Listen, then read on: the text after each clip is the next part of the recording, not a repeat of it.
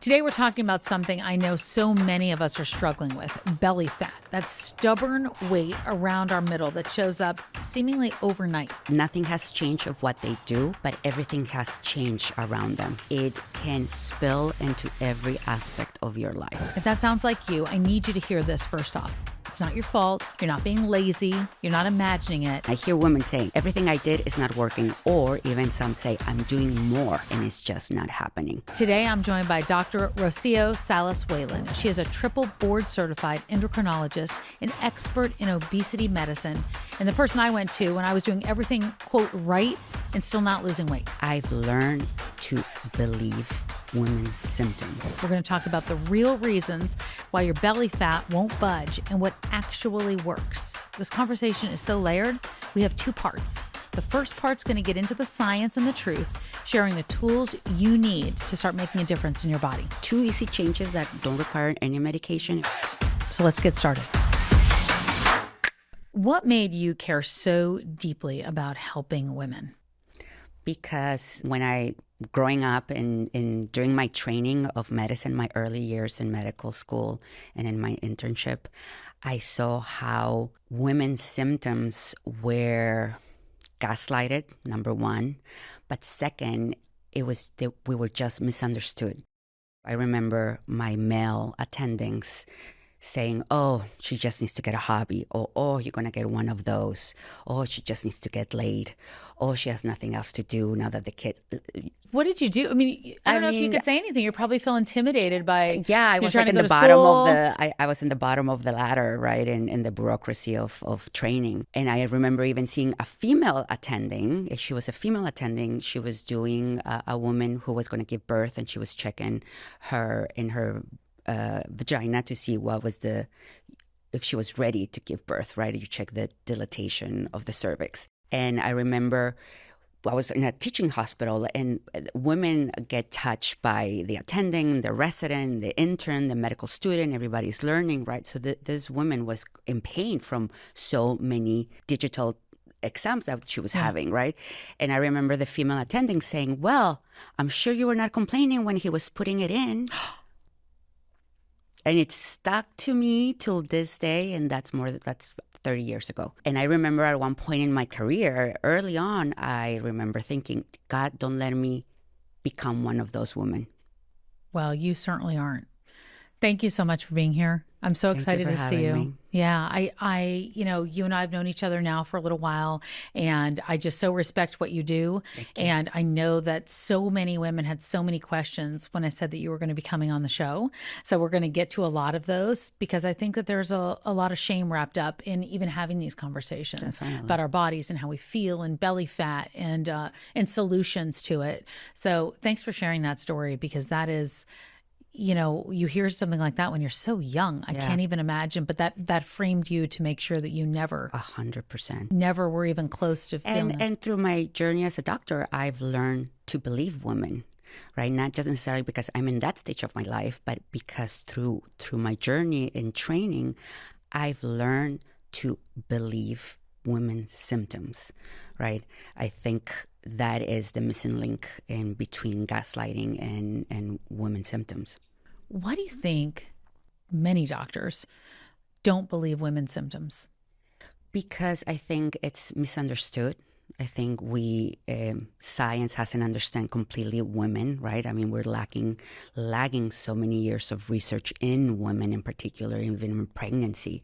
So we really have not enough knowledge as we do in men, and we don't know what to do about it, right? And we question if it's real, what they're feeling, what they're going through, because we haven't been educated on it, right? And especially the WHI study, I think after that, colleges, residencies, we stopped talking about hormone replacement therapy. So we forgot how to do it. We don't know even how to approach it, right? So I think doctors, that's what they encounter, is that the lack of knowledge. But the lack of knowledge should not mean no treatment, should mean I refer you to somebody who will know. Or at least listen and say, maybe I should look into that a little bit more. The WHI study you mentioned being the Women's Health Initiative of 2002, and we've talked about it quite a bit on this show, because it really has informed where we are today in terms of so many women feeling confused. So I want to talk in particular about one symptom that shows up in midlife. I won't even say perimenopause or menopause yet, but belly fat. It comes at a time when we have a lot going on. Maybe nothing that we're doing has changed, yet we feel this tremendous change. We see it in our bodies. Then we don't know what to do about it. Yeah. And anything we try to do doesn't really seem to work. Can we talk about belly fat? Because I have to imagine with the work that you do, that has got to be one of the top symptoms women come in there very emotionally about. Definitely. And you said nothing has changed of what they do, but everything has changed around them, right? So the surrounding, the environment is not the same as it was before, not necessarily us doing something different, eating more or exercising less. It's just the environment that we are on physiologically and socially also, right? Right. So in midlife, we encounter many changes in our life, and hormonal changes happen parallel to socio-cultural changes at the same time, right? So it's the combination of those things that I feel puts us in a place that we're almost set to failure, right? Definitely in perimenopause, we're seeing the shifting of hormones, the chaotic hormonal changes that we're going through that promotes visceral fat, right? So the fat that we had in our fertile years, where they tend to be more in the hip and the breast, goes centrally. So our body composition changes.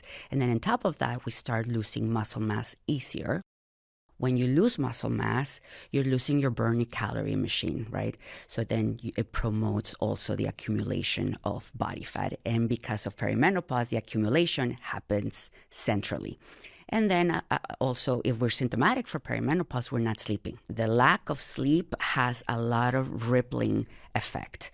That not sleeping is going to make us tired, irritable. We won't want to work out. We may not be following a healthier nutrition diet, right? The lack of sleep can increase insulin resistance. The insulin resistance is going to increase carb craving, sugar craving, right? So it's just in a vicious cycle. And on top of that, socially things or familial things are happening. Our parents are aging, we're losing our parents, our kids are growing professionally, we may be in changes professionally or at peak of our career. So it's all of this is multifactorial, really, what is happening in a woman's life in midlife. As you're saying that, I'm like, yes. Okay, and then that happened. And I can really remember those different times in my life and how it just kind of one thing layered on top of the other. Yeah. Things have changed in all different areas. It's not just the hormones, but hormones do play a big role in all of that, right? Definitely. The drop of estrogen causes us to change our body composition. We lose muscle mass, easier to gain body fat. So it just becomes a little bit more difficult. And I hear women saying, everything I did is not working. Or even some say, I'm doing more. I'm exercising more. I'm being more cautious about my diet. And it's just not happening. I mean, I want to give women solutions by the end of this so they can really feel like there are actionables that they can take, because it is this thing where we're like, well, move more and change your lifestyle. Well, that sounds great. But if that's not working after a month or 2 months, you just kind of give up. A lot of women feel like they're being told like their levels are normal, they're pretty normal, but they're not feeling normal at all. How do we define that? Yeah, so I think that's a misconception that we going to see it in your blood work, right? But many times, like let's just as an example, perimenopause. We know that the drop of estrogen from premenopause to menopause doesn't go from 500 to 0. It's more of a fluctuating period of 8 to 10 years. So depending where we check in that time of the month, your levels may be at a different level, right? So let's say your estradiol level is normal. That doesn't mean that you're not in perimenopause. That doesn't mean that you're not symptomatic. It only means that at that time, that period of time that we checked, at one point, your levels were normal. They're clinical diagnosis and not chemical diagnosis. Okay. So any woman that they tell them, no, your symptoms are not real because your blood work shows something different, they really have no knowledge of what the hormone physiology is in midlife. Because we know going in there how we feel, and that's what you listen to. Exactly. That's what you listen to. Exactly. Okay, so full disclosure, I came to see you maybe a month ago, maybe 6 weeks ago. 6 weeks ago. And I found out something that shocked me when you looked at my work and we did my analysis. So can you explain what I have going on? I know that I heard it and then I don't really know that I comprehended it all. But I'm pre-diabetic. Is that right? Which shocked me. Yes. Because I couldn't even imagine how that happened, because I feel like I'm eating right, I'm working out right. And can you explain what my levels showed you when you saw them? Yes, definitely. So with your permission. Yes, you have my full permission. I didn't know I didn't know. I actually was like, I said to my producer, does she need my consent? You have my full consent. Well, we have the verbal consent right now. Your A1C, which is a 3-month average of your sugar going back from the day that we draw your blood. Okay. Right? So that's a measurement that it tells us your average of your glucose in the last 3 months. And how that test works is because glucose attaches to the red blood cell, and the red blood cell lives for 90 days. So that's why we get a 3-month average of your glucose looking back. Normal A1C is 5.6 or below. Pre-diabetic range is 5.7 to 6.4, and an A1C of 6.5 and above, it makes a diagnosis of type 2 diabetes. So your A1C 6 weeks ago was 5.8, which puts you in the pre-diabetic range. So I was stunned by that. We talked a little bit through it. Can you explain how that happens or what's going on diet-wise? You know, it's mostly plant-based vegetarian. Yeah. With some fish, but I'm not a meat eater. Definitely. And then we did a family history, and there's no type 2 diabetes in your family, right? Even your body composition didn't show high visceral fat. So high visceral fat would tell me that there's insulin resistance, right? And if there's insulin resistance, then pre-diabetes can start to lurk on. In your case, your visceral fat was not elevated, and you don't have any family history of type 2 diabetes. Right. So then we went dig in further, and you had mentioned to me that you had recently, in the last few months, changed your diet, that you went from more of a lean animal protein diet into more of a vegetarian diet, right? You were basing your protein intake in lentils, beans, chickpeas, which are starches. So when we eat them in our body, they convert into glucose. Yes, they have fiber and they have other nutrients compared to a Snicker bar, but it also raises our glucose. Can I go back to the Snicker bar?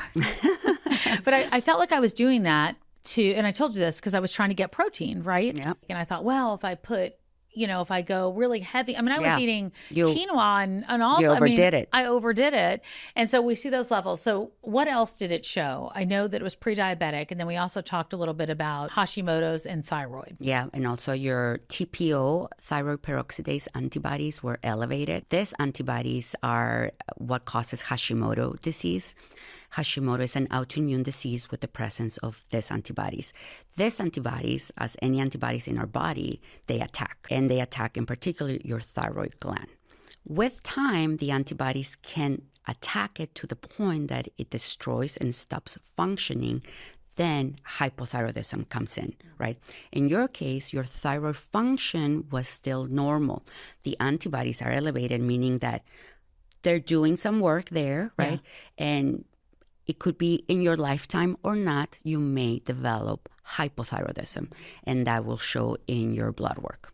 And so what is Hashimoto's? Because I've heard it, I've read about it, I try to understand it, but I'm not quite sure I understand it or understand what to do about it. So Hashimoto is an autoimmune disease. Basically, we're born with antibodies. Antibodies normally will attack something foreign in our body, but autoimmune diseases, it's a miscommunication. They attack our own body. So Hashimoto is the antibodies against your own thyroid that it can complicate with hypothyroidism, meaning our underactive thyroid.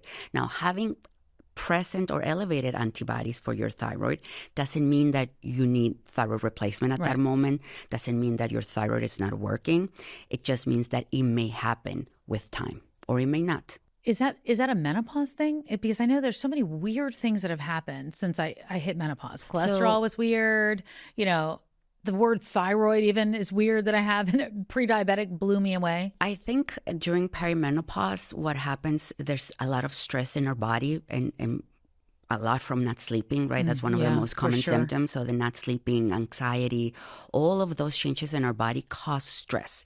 Stress decreases your immune system. That's why when you're very stressed, you're more prone at getting an infection, getting a cold, a virus, because your immune system drops when there's stress in your body. So in those situations, when the immune system decreases, any antibodies that are lurking there will take advantage and do their work, right? So it's common that we see in periods of stress, autoimmune diseases pop up. I'm so glad you said that, because I feel like a lot of women are saying, oh my gosh, okay, so I just hit menopause or perimenopause, and now this and this and this and all these things happen, but they're not alone. I mean, you're consistently seeing this with people that come definitely. into. And it's a rippling effect, right, Yeah. during midlife. Yeah, there's no question about that. I want to go back to fat and inflammation and some of the other dangerous kinds of fat. I know you mentioned visceral already. When we talk about fat and we talk about inflammation, can we talk about the difference between those two and how they show up in the body? So we have subcutaneous fat that is basically what's under our skin. So if somebody has liposuction, what they're going to remove is subcutaneous fat, right?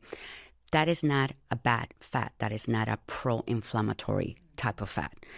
Then we have intra-abdominal fat, which is inside our abdomen that attaches to your internal organs, to your liver, to your gut, to your pancreas. That's what we call the bad fat. And what was that one called again? That's Visceral fat. the visceral fat. Visceral right, fat. Right. Okay. So this can cause, and visceral fat is a pro-inflammatory tissue. So in that fat tissue, in the adipose tissue, there's cytokines, which are inflammatory cells, right? So they promote inflammation in your body. This is the fat that can promote different types of cancer because of the constant state of inflammation that the visceral fat is on. Now, if it surrounds your organs, it can lead to, in your liver, fatty liver, right? In your gut, in your pancreas, can cause insulin resistance. So that's the fat that we want to target whenever we're talking about weight loss. Right. We're really targeting visceral fat. That's why somebody, let's say, with that overweight and they have high subcutaneous and high visceral fat, if they go with plastic surgery and they have liposuction, it's not going to touch the visceral fat. Got it. So they're still at risk of disease. So they'll have the vanity part might be Exactly, the somewhat cosmetic fine. external part, but the metabolic part is not touched. So how do you target both of those things? Because I know there are a couple of different ways. I know there's some new ways, and there's a lot to discuss with it. But what are some of the ways to start targeting that if you're a woman that, whether you're on hormone therapy, I guess, or not? Yeah, so 2 easy changes that don't require any medication, and we want to talk about that first, is going to be strength training, right? Building muscle. The more muscle you have, the more fat you burn for energy. Anywhere in your body, whether you're doing your arms, your legs, just anywhere. You need to build muscle. Resistance training and then strength training. Okay. Right? That's one. And the second is your diet. So increasing protein in your diet is a must, and this is for any age, but especially in midlife, where we tend to lose more muscle mass. We need to up our protein intake in midlife, right? Also, and I'm talking about lean animal protein or whey protein. Why this too? Because they're complete protein, meaning it has all the amino acids for muscle protein synthesis. You gave me the whey protein. I put it in my coffee like my creamer now. I mean, that's literally where I start my day because of you. Sneak it in I think of you every morning. Every morning I'm having coffee with you. Well, cheers for that. But you're right, though. You have to find some ways to sneak that in. So let's talk about some of the different ways to do that when it comes to eating, because I think that that's probably the hardest one, and how much protein is the right amount of protein. If you're a 145-pound woman, how much protein should you have? The current U.S. guidelines tell us about 1 gram per kilo per day, but that's really low. Okay. What we want to say, really, endocrinologists, we agree that is 1 gram of protein per pound for your ideal body weight. Right? And to know your ideal body weight, we really need to do a body composition. But what I've seen through thousands of patients that I do body composition, the sweet spot is anywhere around 90 to 100 grams of protein for a woman in midlife. Okay. And that is difficult to get 100 grams of protein a day, right? You just have to structure it through the day. Our body utilizes only about 30 grams per meal for muscle protein synthesis. It's not that we're not absorbing the extra amount of protein. It's not that we're wasting it. That extra protein goes for other functions in our body to make collagen, to make elastin. But to actually, for muscle protein synthesis, our body only utilizes about 30 grams per meal. So then you have to space between 3 or 4 portions a day of 25 to 30 grams of protein a day. So it's got to be more than just I did 1, 2, 3 meals, 30 grams. It's not going to be possible. It's going to be 20 in the morning, maybe 30 for lunch. Yeah. Because if you think you're going to do 50 at lunch, that's not going to be helpful. Exactly. Is that right? That's the problem. That's the message here is that don't count 50 for your muscle. Count 30 grams for your muscle, right? 30. Because then we overestimate how much protein we're eating because we're eating large amounts in one meal. But it's not going for our muscle. Okay. So that I think that's so important because I think we can just jam it all in there at some point. Like I ate pasta at this point, so I'll just eat just protein at the end, and that's not going to work. Yeah, it doesn't work like that, unfortunately. Anything else with diet that we should focus on in terms of fasting or eating better at different times of day? Because there's so many. I mean, my goodness, if I look back at the diets I've done, I know. You can write books about it. I could do 100 books on that. Fasting, I don't recommend it because it's hard to eat that amount of protein in a 12-hour period, in a 16-hour period, let alone in an 8-hour period, right? So we're missing vital time of the day by fasting to get enough protein in a day because protein is also very filling. That's why you have to space it out also so you have room for more protein in your next meal. But if you just try to condense it in a few hours a day, you're not going to meet the number of the grams of protein that you need to eat in a day. Do you feel people get shocked with that advice of eating more? Because basically that's the advice, eating more of the right thing, but eating more. I think they're shocked to know that fasting is not recommended, that fasting is not going to cause weight loss because I think it was very promoted that, and also the amount of protein that people have to consume. And what I find is that we tend to overestimate how much protein we're eating. So when I see patients for follow-ups and they're still losing muscle, and they tell me, but I'm eating a lot of protein. And then when we go back, I say, walk me through a day of your protein. And I always see that they're missing or skipping 25 to 30 grams of protein a day because they thought they were having that amount of protein a day. One of the things I talk about often is how our health journeys in midlife are anything but one size fits all. And yet so many weight loss plans totally ignore that. They don't take into account our hormones, our stress, our routines, our lived experience. That's what first stood out to me about Noom Weight. Noom builds personalized plans based on your biology, psychology, and lifestyle. So whether you have dietary restrictions, medical conditions, or you're simply navigating a busy season of life right now, Noom meets you where you are. It's not about restriction. It's about understanding why you make the choices you do and then building those habits that actually make it sustainable. What I appreciated most is that it doesn't make you feel bad for wanting to treat yourself. There's no guilt, no starting over tomorrow mindset, just real tools and insights that help you stay focused on progress, not on perfection. And the app makes it really easy to stay engaged by leaning into daily lessons and then check-ins from a coach. It feels less like a weight loss app and more like a wellness guide built for real life. I'm Noom's menopause awareness advocate, so it's important for me to be able to recommend programs like Noom when it comes to so many of the symptoms of menopause, especially since it's not a one-size-fits-all time in our life. Building confidence and personal empowerment is so important to taking control of our mental and physical well-being. Stay focused on what's important to you with Noom's psychology and biology-based approach. Sign up for your trial today at Noom.com. That's Noom.com. How do you do the body composition? Is that a machine that you get on? Is that the machine? I think I was on the machine, right? So it's an impedance machine. So the gold standard for body composition is an MRI, but it's expensive and it has radiation. So we're not going to do that on every patient or in every visit. The second best is a DEXA scan like we do for the bone. Also a little bit of radiation. It's also more expensive. So the third best option is an impedance machine. And this is bioelectrical current that goes from the base of your feet up, and it separates the tissue. It separates fat tissue, water, and muscle. So that's what we have most doctors in our offices. And the body composition is going to measure your skeletal muscle mass. A skeletal muscle mass is a muscle that you have control to grow, percentage body fat, and then your visceral fat. What is a DEXA scan? You mentioned that. So that's what we use to see your bone mass. Bone scan. Okay. But it also is helpful to see body composition. Okay, so you can see both, and you can measure all of those things with the DEXA scan. Are those recommended at a certain age, or? So DEXA scans or bone scans, I mean, really after the age of 50, every woman should have one. But for body composition, at any age. Okay.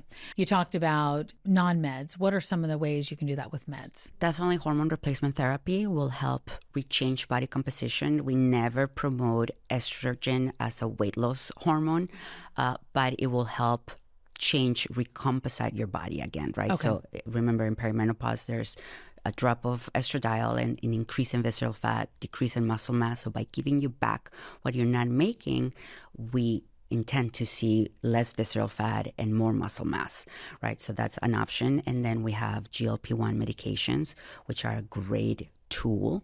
And really to have the optimal results, which is body recomposition, right? Increasing muscle mass, decreasing visceral fat. GLP-1s have to be along the side of strength training and protein in your diet. And I know we want to go hard into that one because I think that there's a lot of questions about it. I think we're seeing a lot of it with hormone therapy and GLP-1s doing a combination of those now, right? Yeah. Is that relatively new? It's relatively new that I think it's more new that we're using more hormone replacement therapy in women. Too. Thank goodness, right? Than GLP-1. Okay. So I would say it's new that using them together. The combination of it. And what about testosterone for weight loss? Testosterone for weight loss, also, we don't promote it as such, right? Testosterone is an anabolic hormone, so it promotes growth.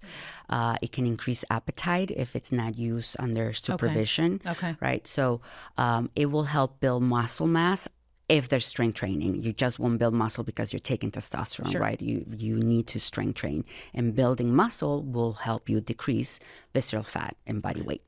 I know you mentioned this time of life and a lot of things all happening at the same time. And I think we talked about lack of sleep causing weight changes, but also stress. How does stress affect our weight? So chronic stress puts our body in a chronic flight response mood or moment, and this can increase your cortisol levels chronically, right? We have a pathological disease called Cushing's disease or Cushing disorder, where our body is making too much cortisol, right? That is usually treated with surgery. This is very different than from what I'm talking of, just chronic elevated levels of cortisol from chronic stress. But it still can have effects in our body. So chronic stress with chronic elevated cortisol can promote weight gain, right? Where do you see that all? Is that all over, or is that more centrally again? Yeah. Oof. So if you're not sleeping, you're going to gain weight. Mm-hmm. If you're not sleeping, you're not going to build muscle. So everything that you do, even if you're eating properly, if you're exercising properly, even if you're taking a GLP-1, your hormones, if you're not sleeping, that can promote weight gain anyhow. It's so shocking that sleep was never a priority ever. Like never. It is shocking. And for many people, it's still not. It's right? not, right? Many people accept that, oh, no, I don't sleep, or a lot of stuff is going on in my life and I don't need to sleep, or like they take it and accepted it. But it can spill into every aspect of your life. So for me, priority for all my patients, for whatever reason they're coming to see me, is that they sleep. Yeah. And how many hours is that? 8 plus? 7 to 8 hours. 7 to 8. Yeah, 9 hours is kind of hard. 7 to 8 hours is more enough. But the quality of the sleep too, right? Yes. That is continuous sleep. And that is not interrupted. Exactly. Not getting up, sleep down, naps and all that stuff. Cortisol. Can you lower your cortisol? If you can lower your stress. Right. Oh. So that's do you have a plan for that? Definitely. I mean, exercise is one, right? With exercise, your stress levels decrease, sleeping better, right? Meditation, yoga, Pilates, and then trying to see what in your life you can modify to decrease the level of stress. I think that, we sometimes go and we learn about all these things and they feel like more stress to us because we know we have to tackle them. But it's funny that most of it comes back to the basics at the end of the day. Yeah, it comes to the basics. Whether it's, insulin resistance or thyroid. I do want to talk about the thyroid quickly. And I know we touched on it just a little bit. It's the little butterfly shape in our neck. Right in here somewhere. I'm trying not to look for it just in case I have something. What do doctors miss when it comes to thyroid? Is there something in particular they miss when looking at that, or are those traditionally just blood levels? I think, to be honest, I think it's quite the opposite. I think we tend to attribute many things to the thyroid. I feel like now that we're talking about hormone replacement therapy, now that we have GLP-1, the gland that is having a ball is a thyroid, probably. That is like, finally, they're leaving me alone. Because everything that happens is a thyroid, right? Okay. You gain weight, it's a thyroid. I don't feel great, I feel tired, the thyroid. Yeah. I think we attribute too many things to the thyroid that that can be easily explained and that they're true, being caused by other things, right? Such as midlife, waking, life itself, right? Or something else. I think if we concentrate just on the thyroid, thinking we may be missing something else that is treatable and that it may be very important in health, right? Because I feel like a lot of women in midlife seem to, I mean, obviously, have autoimmune or have never, I don't think I've ever had an autoimmune. I never even heard the word before. Now all of a sudden it's right, it's right upon me. Is that normal in midlife? Is that something that changes? Definitely. And before we go into that, I want to say that 9 out of 10 times it's not the thyroid. Really? Oh, so it's stress and we're trying to... It's life. It's like the environment, genetics, hormones, aging. That's right? amazing. 9 out of 10. 9 out of 10 times that I see patients coming attributing symptoms to the thyroid, it's not the thyroid. And it's okay. Okay. It's okay because we have help for other things, right? If you're perimenopausal, we have hormones. If it's waking, we have GLP-1. Right? So it's not that it's doom if it's not the thyroid. Actually, we have the tools if it's not the thyroid. Here's the truth. My bathroom drawer is filled with half-used skincare products that promised a lot and delivered very little. And like so many of you, I've been really intentional about what I put in my body, but it took me a while to get serious about what I was putting on my body. So many products call themselves clean or natural or organic, and then you flip the bottle and find a laundry list of ingredients you can't pronounce. That's why discovering Purity Woods has really been a breath of fresh air. Purity Woods' mission is to provide the cleanest and most effective healthy aging products that are out there. Their entire line is USDA certified organic, non-GMO, free of anything artificial, free of synthetic preservatives, and yes, it's cruelty-free. Finally, a product where the label actually matches what's inside. Their age-defying Dream Cream has been my go-to in my routine, packed with powerful plant-based ingredients, including a fascinating red maple leaf extract. So if you haven't heard of it, researchers have been calling this a plant-based Botox because it actually helps protect the elastin in your skin, which keeps it firm and youthful. I also love that Purity Woods gives back. With every purchase, they donate to one tree planted, helping to reforest areas impacted by wildfires. So not only are you caring for your skin, you're doing something good for the planet too. Honestly, I've never seen a skincare product of this quality at this reasonable of a price point. Thankfully, the good people at Purity Woods have a special coupon code specifically for my listeners. So you can try it out for yourself for 27% off today. Just go to puritywoods.com/Tamsen or enter Tamsen at the checkout. That's PURITYWOODS.com/Tamsen or enter Tamsen at checkout. Try Purity Woods for yourself for 27% off today. Just go to puritywoods.com/Tamsen or enter Tamsen at the checkout. I know we talked about some of the things you have to change with diet. Gluten, dairy, alcohol. Alcohol's getting like a bad rap, obviously, in a very big way. But gluten and dairy, are those things that we have to avoid? I mean, I get so confused nowadays. If we do anything in excess, that's when we run into trouble, right? I think having more of a balance in our diet, not being black and white, like completely off gluten, or like in your case, right, that you went opposite, just trying to get the protein and you overdid it to the point that it increased your glucose and it put you in a pre-diabetic state. So anytime that we tip the scale from one side, it's bad. So we need to find the medium, right? We need to find the balance because that's also more sustainable long-term than something extreme. Yeah, I was very non-dairy for a very, very long time and have now gone back to that with yogurt and some of the different things. And it actually it's helped give me more options because I think that's what was going on is I ran out of options really. And I'd look at a menu and I'm like, oh, I can't have any of that. And then I ended up in your office. Okay. If there is one thing that every woman should know right now, or one test that she should do right now, if she is in midlife or perimenopause or premenopause, and trying to figure out what she should ask her doctor for, is there one test that she should look at that you think is really important? Yes. And it's not what you're going to think. Okay, go ahead. I'm not going to say. A body composition. That's the one? That's the one. Okay. Why? Because you need to know what your muscle mass is. Longevity is directly proportional to muscle mass. A low muscle mass increases all-cause mortality. We don't say that with high body fat. Right? We said you're going to develop osteoarthritis. We know chronic diseases can come out of high body fat mass, but we don't say it increases all-cause mortality. As we say, low muscle mass, and the studies are there that show that patients that have sarcopenia or low muscle mass, their mortality is increased. All-cause mortality is increased. Why is that?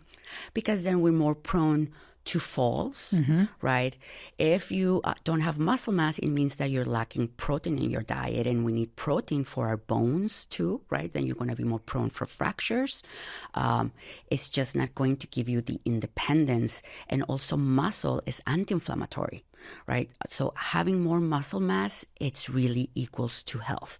So for any woman in midlife or before midlife, you need to know what's your muscle mass, because that's your biggest weapon to live long years and independent long years, right? That's what's going to help you get out of the toilet by yourself, to get out of the bed by yourself, if you fall, to pick up yourself up, right? So definitely, I think very important that we know in midlife, what's your muscle mass? And I never think like that. I would never think like that. It's not what I thought you were going to say. I know. That's what I say. I'm glad. But I'm glad I did mine. Thank goodness. I can't wait to do it again, because I'm hoping that I see some changes, because I do remember it was very borderline on everything, and it wasn't what I expected. Yeah, it wasn't. And I didn't even understand how the test worked. I really didn't. Is there another way for people to figure out their body composition aside from that machine?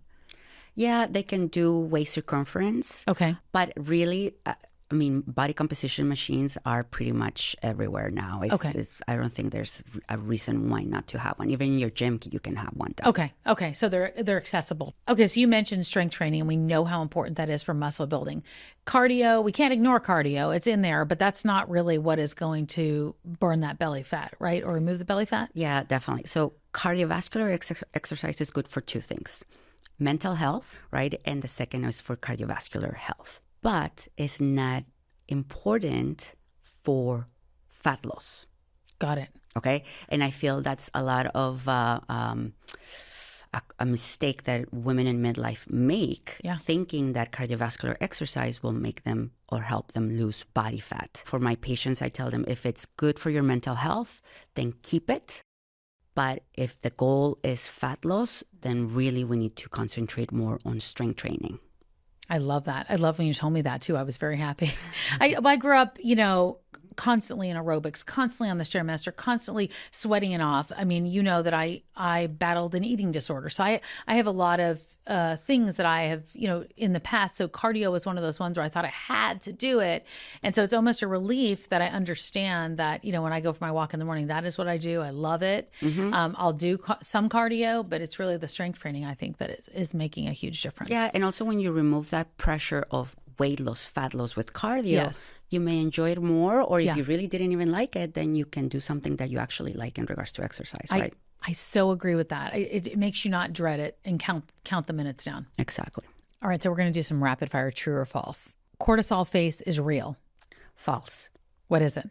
So cortisol face, what we call Cushing syndrome, that's a true disease, right? So in that disease, when we confirm the diagnosis, there we see Cushingoid facies or a large round face. But just simple stress is not going to give us that round Cushingoid face that you're mentioning. Fasting cardio burns more fat. False. It burns muscle, right? So you need the energy, the fuel to support when you're exercising, when you're doing cardio. But if there's no food, then the muscle starts to break down to produce that energy that you need. You can't eat carbs after 40. False. You can eat carbs at 40, 50, 60, 80. That one panicked me. There is no reason not to eat carbs up to 40. Is Ozempic butt real? True or false? Somewhere in between. Ozempic doesn't cause muscle loss, and Ozempic butt is referring to the drooping of the gluteus, and it's because you're losing muscle, but not just in your butt, everywhere, right? So it could be the Ozempic arm, the Ozempic leg. It can happen if you don't have the right supervision in this medication. All right, true or false? You have to balance your hormones to lose weight. False. We really, endocrinologists, don't use the word balance so much. You can lose weight even in perimenopause if you're not using hormone replacement therapy. You can still potentially lose weight. Midsection weight gain means you have insulin resistance. True or false? Very, very true. So visceral fat increases insulin resistant increases visceral fat, and then you get into this vicious cycle. True or false? Sleep affects your metabolism. Very true. Definitely. And we talked about elevated cortisol from not sleeping, right? So that's going to promote weight gain. And if you're not sleeping, you're going to be tired during the day and you may be less prone to want to exercise and eat healthy. True or false? Women need less protein than men. False. We need the same amount of protein. True or false? Intermittent fasting works for everyone. False. It works for nobody, but many people do it. But really, if we're talking about high protein in your diet, building muscle, intermittent fasting is going to make it very complicated for you to meet that amount of protein. To get that goal, yeah. True or false? You can reset your metabolism at any age. True. Very true. Because you can rebuild muscle at any age. True or false? Detox teas help with bloat. False. All right, there's so much more I want to ask you about GLP-1s, and so we're going to stop this one here, and we're going to be back with part 2, talking all about GLP-1s. That was so fascinating. I am still shocked by some of the things she said about my lab results, I'll tell you. Well, if you've been struggling with belly fat issues, you are not alone. It is one of the number one issues you have reached out to me about. We have part 2 coming up soon. We're going to get into GLP-1s. We're going to talk obesity meds, and then also what's really working for women right now. Make sure you're following the show and you're subscribed. It really helps us to interview more experts and provide more answers for our amazing community. You can follow us on socials at The Tamsen Show, and I'll see you back here next week.